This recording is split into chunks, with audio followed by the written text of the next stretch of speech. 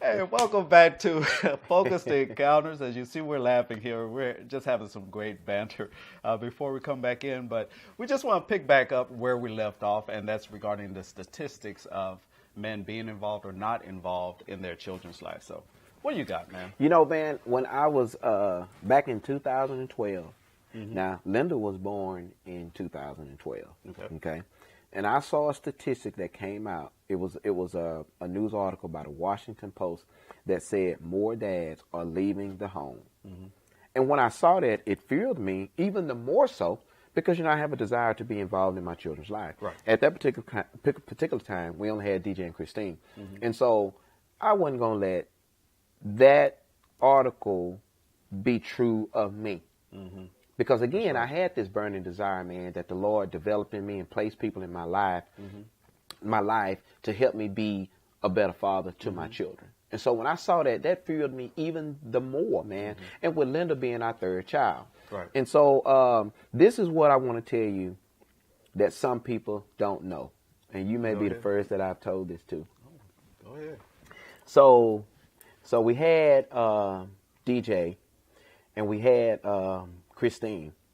Well, in between Christine and Linda, we had a couple of miscarriages.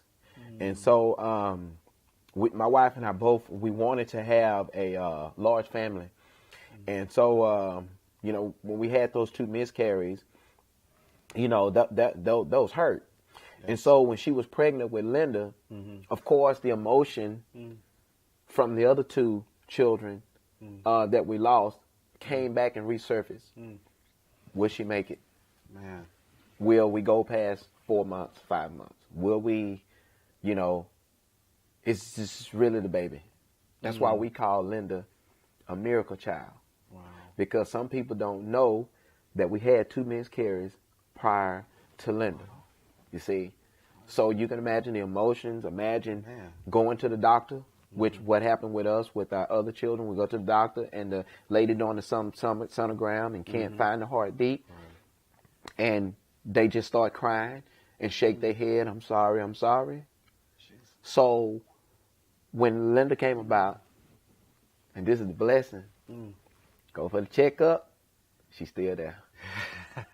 Go back for the next checkup, Lord. She's still there. Go back for the next checkup, she's still there. Barely growing. We got pictures. We took pictures, a bunch of pictures of, you know, my wife and I when she was, you know, when Linda was steady growing. And we just knew she was a miracle baby because we just went further past the previous points of when we lost the first one and when we lost the second one. And so, man, it just, and that's why I tell people now, she's a miracle baby. We love all our kids. We spend time with all three of our kids. You know, Linda is a miracle based off what had happened prior.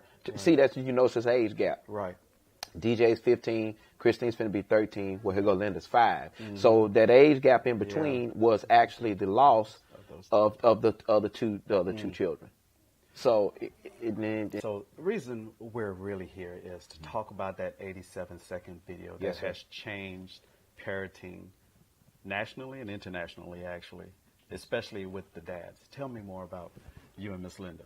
Man, so this is the way it all started. I'll give you the short version. Yes, sir. The way it all started was when my wife and I are out of town working, she's here, I'm there, or whatnot, we'll send each other pictures of the kids, or either a video of the kids. Hi, Mom, we miss you. Because if you look at my YouTube channel under my name, Derrick Culpepper, you'll see times when we've made videos when she was gone away and we've sing a song, or we've been doing stuff around the house, and we'll send it to her. And we use social media such as YouTube and Facebook to send those videos that are longer than what you can actually send over a text message. So what I found out is when I did the 87-second video of me combing Linda's hair, it was too long for me to send over text message. It forced me to either trim it down, to trim it down to send. And I said, well, I don't really want to trim it down. I want to send this to her. So the only way that I could send it to her was to upload it to Facebook. Real quick, real easy. It ain't on my hard drive on my phone. It's on Facebook. Right, I'm taking up no space. I just tag in the picture, bam. So when I done that and uploaded it, I also uploaded it to YouTube as well, since I have a YouTube channel. And so the video was out there for about 10 months. I mean, it had about 400 views, 500. But then September, around the 23rd or so of September, is when I noticed it started to go viral. 23rd of 2016. But it was meant for Miss Culpepper. So just think about this. If that video would have been short enough for me to send via text message, nobody else would have saw it. Nobody else would have saw it, 'cause I wouldn't have uploaded. I wouldn't have had a reason to, because it was specifically directed for my wife. And let's talk about Miss Culpepper. Earlier on, we had spoke about foundation as you being a foundation, and Miss Keisha also being the structure, the building as well. Tell me about her a little bit. Man, my wife is absolutely the one the Lord had for me. And the reason I know that is it's not based off of feeling. It's based off how we complement each other. And, I mentioned, intertwining together. Yes. Because that's how we are. She knows her role that the Lord has given her as the wife. And we're learning it more and more as we go. And I'm understanding my role as the man and as the father. And so when we understand our roles, this is how we go here. And we raise our family together. You all don't really, a lot of people don't see Miss Culpepper in the videos a lot, but you do see her. And what I mean by that is my daughters are doing what they see her do. They see the way she talks to me, the way that we speak to each other, the way that she take care of things around the house, the way that she encourages me when I'm working and when I'm building projects and when I'm doing things like that. They hear her speak to me that way. And then they hear us reciprocate that. Right. And so that they get to see both sides. And that's why I think it causes a family to be healthy and wholesome when they see both sides. Because you don't do stuff like your wife do. Your wife don't do stuff like you do, but the way that y'all do things together makes the things fit together, just like sliding together like a puzzle. Yes, sir. And so without Miss Culpepper, man, none of what you see would be possible. Is that something that you saw with Pastor Beatty? Absolutely. I saw it with him, and mind you now, he got $2 and a son. All right, also now. So with Pastor Beatty, I saw that. I saw him at the church long hours. I saw him at the school. Matter of fact, his son wasn't even old enough to even be playing football. His son was young when we met. I'm several years older than his son. I'm probably 15 years, 16 years older than his son. Probably 17. But he was out there at the school, in the field house, on the field, and did not have an interest out there. Wow. Meaning his own child. Right. That's what I mean by that. Wow. You see what I'm saying? Man. And so that influence let me know that, hey, you don't necessarily have to have a child that's out there to be involved. No, you don't. School system, same way. Man may not have his kids. His kids may be grown. But your presence alone will make a difference at that school, a difference in that community, whether you have a child out there of interest or not. For sure. And, as men, well, let me go back to being young men.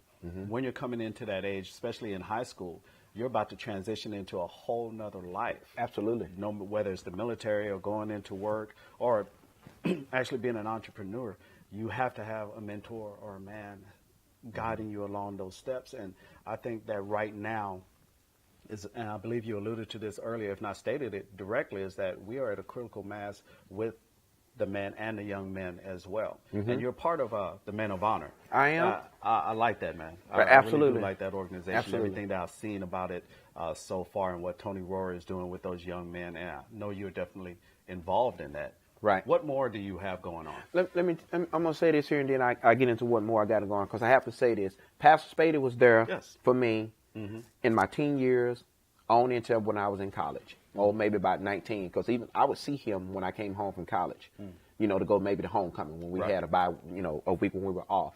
And so he was one that was in my life then. And then when I went to college, I ran into Chris Snowden and Shelly Snowden in Ada, Oklahoma. They were mentors to me. Okay. And still are. Matter of fact, he married my wife and I. And we still keep in touch, and he has 2 daughters. Then when I moved here to Texas, in 2002, the Lord brought me brought me in the path of Kelvin and Sylvia Thomas. And Kelvin has a son. Me and him got the same birthday. His son about, I don't know how old Corey is. I think he about 30 something, about 30. Mm-hmm. Then he has a daughter, Sakari. She was the one that tagged me and said, "Look who's going viral." We didn't even know it. Really? But my point of that is to show that the Lord has placed people in my mind. Pastor Spade and his wife, Chris Snowden and his wife, Kelvin and Sylvia Thomas, and then now our friends with Frank and Sharice McCall and Joe James and Trina James, people that the Lord has surrounded me with. Tony Rory. The organization and what he does for the men and for the ladies of honor. So the Lord has placed people in my life to be mentors to me. Because you'll always have, for me, I always have mentors. I always have, I think men should always have places, safe places, which is what I'm going to be speaking about at the Dallas Public Library on July the 20th, I think that's the 22nd, from 11 to 2, a safe place. Men need a safe place, some place where you can go, where somebody can encourage you. And I'll be speaking on a father's perspective, and people can find it on my website at www.ActiveDadsRule.com. In the calendar section, I have all of the information in there with links as well. And you can also check me out on Facebook under Derrick, Derrick, D. Culpepper, Culpepper. You can also find me on YouTube, the Dynamic Duo, or you can type in my name. Either way, I'll find it on YouTube. Right. You can find me on Instagram and Twitter under ActiveDadsRule. I try to stay active on all of them, you know, just to put an encouraging word out there to fathers, to people, you know, to encourage them to spend more time with their children. And we're looking to continue the Dynamic Duo. That's what I'm the limit. Linda is the dynamic in the duo. So we're looking to do more to inspire people, to motivate and encourage people to spend more time with their children. Unscripted type stuff. Everything ain't scripted, because if you're going to have a healthy family, you know, it's like a battery. And I say this, I see it like this. You got a positive post and a negative post on a car. Taking one of them off, you ain't going to start. That's right. So you got to take the negative situations and the positive situations to power up your vehicle of life so you can move forward.